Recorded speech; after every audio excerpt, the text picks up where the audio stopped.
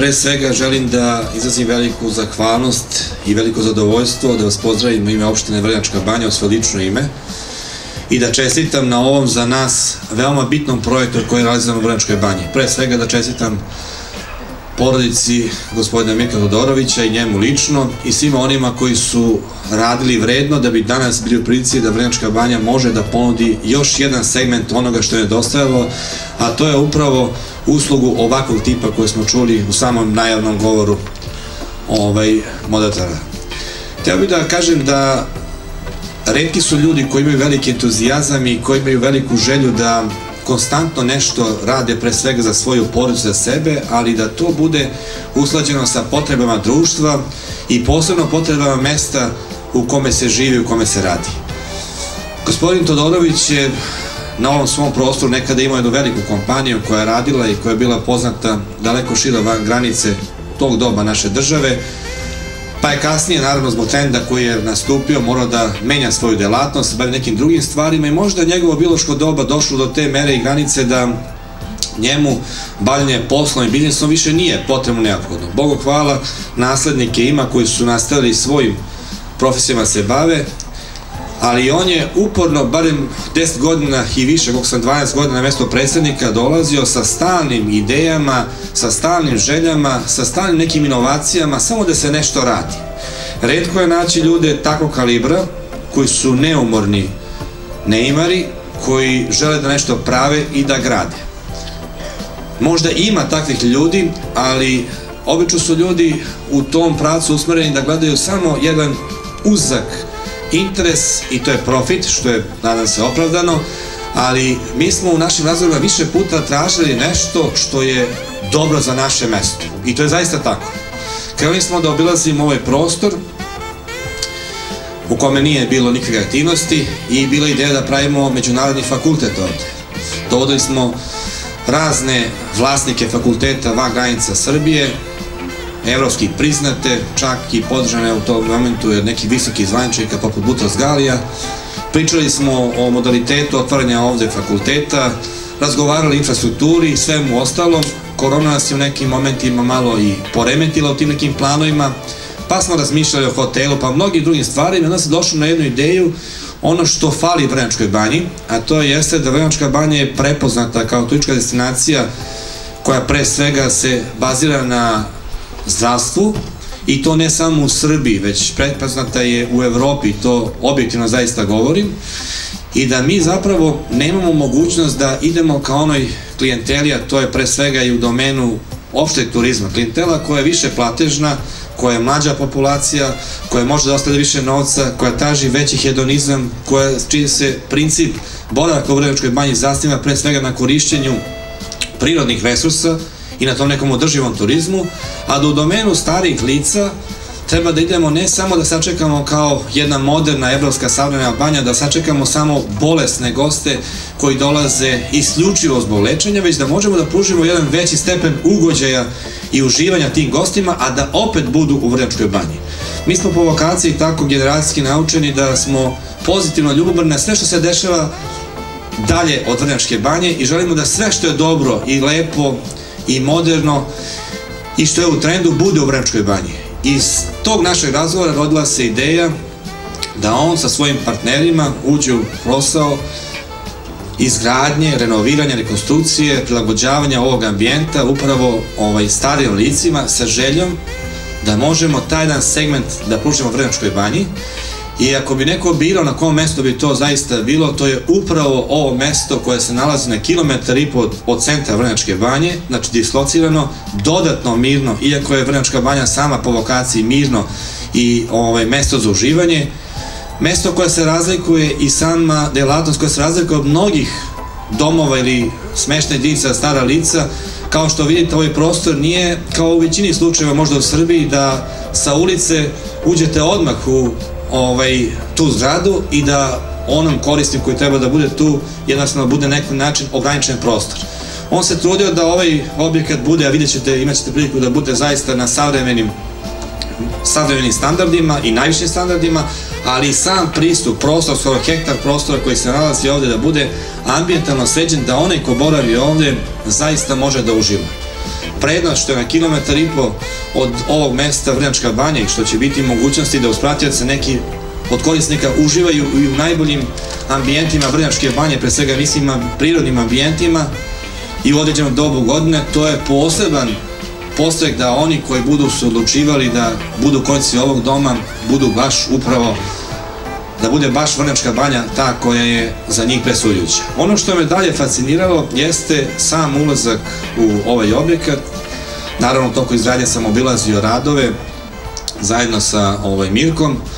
Motivi banje koji su možda autentični, jedini koji se nalaze ovde kod njega, to su slike nekadašnje Vrnjačke Banje, što je dovoljan dokaz o ljubavi prema svom mestu, o želji da popularizuje to mesto na pravi način i da da jednu vrstu marketinga i doprinosa ono što nama nedostaje. Ja često imam priliku kad mi neko kaže, jao, Banja vam je prelepa, svaka vam čast, kako je sve to uređeno, ja kažem hvala, odakle ste vi, obično je taj neko sa strane, ja kažem bilo bi lepo kad bi neko iz Banje tako rekao,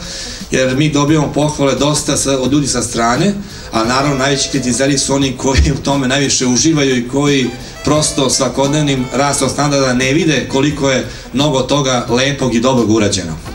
On je se potrudio da nama približi nekadašnje motive Banje i taj istorijat, što će biti dobro pre svega za korisnike, dobro za one koji dolaze tu i dovode svoje roditelje ili svoje rođake, ali s druge strane u tom marketinškom smislu. O samom kvalitetu usluge govorit će oni koji su za to stručni. Ja ono što sam vidio zaista na visokom nivou i samo iz razloga konkurentnosti, pošto sam ja i visoke predstavnike državne upoznao s ovim projektom, iz razloga konkurentnosti razumljive, mnogi nisu tu, da ne je bilo favorizacije upravo ovog velikog projekta, pa sam ja danas dobio ulogu, da kažem, domaćina ovog mesta, da vam se obratim. Inače, čestitke stižu i od ministra gospodina Selakovića i od drugih ljudi koje smo pozvali na ovaj skup iz razloga što je zaista ovo nešto što je nesvakidašnje u Srbiji. Lako je ulagati novac, pogotovo u turističkom mestu tamo gde ćete imati vrlo brzo obratna sredstva, graditi zgradu, apartmane prodati, uzeti novac i otići. Teško je naći one koji će raditi i imati dugoročan posao sa velikim znakom pitanja o povraćaju sredstava, a opet dati doprinos zapošljenje kroz uslugu, ono što upravo imamo priliku danas da vidimo ovde ili što imamo priliku da vidimo kod većine hotela u Vrnjačkoj Banji koji su u poslednjih par godina uložili više od 200 miliona evra. U ime opštine zahvaljujem se gospodinu Mirku i njegovoj porodici,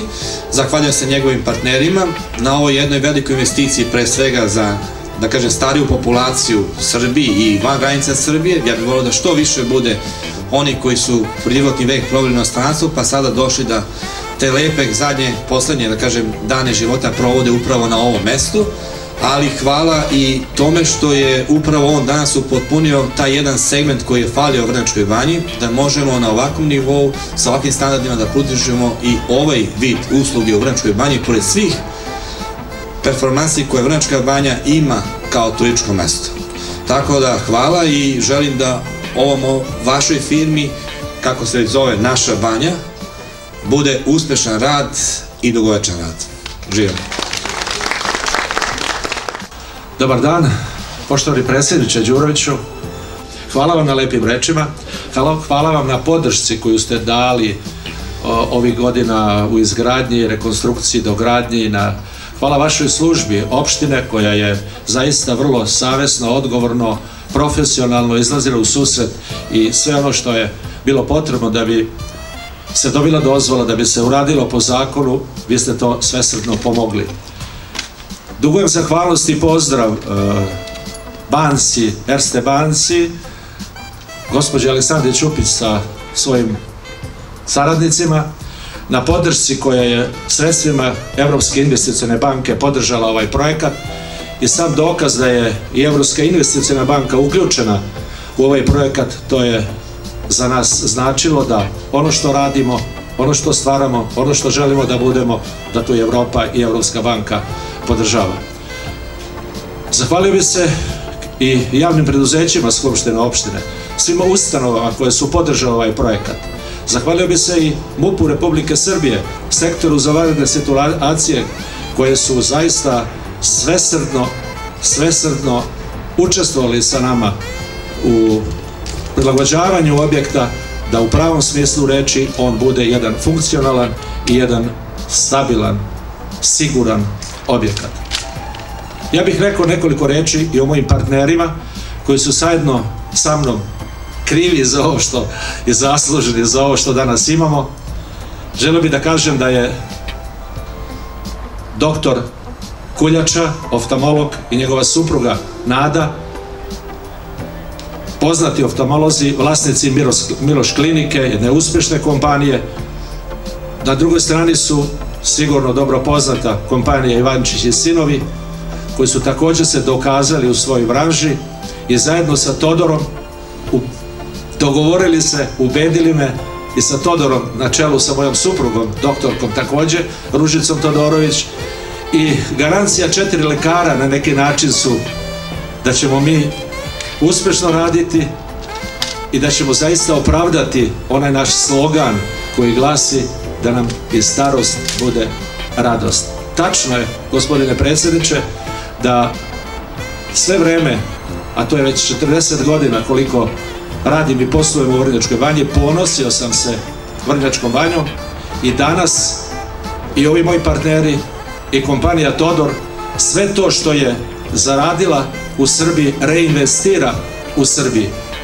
reinvestira u Vrnjačku banju i za nas je to najveći ponos i najveći uspjeh i pozivam i prozivam mlade generacije da ovdje ostanu, da ovdje ulažu, da se mogu se zaraditi sredstva, može se dobro živjeti ako se pametno radi i ako se mnogo radi i stručno radi. Može. To je moje geslo celog života. Ja se vama iskreno zahvaljujem jer samo vaše prisustvo je dokaz da verujete u ovo što radite, što radimo i neizmjerno vam hvala. I još jednom neka nam i starost bude radost. Kao i ono, znate i onaj drugi slogan, to donosi radost.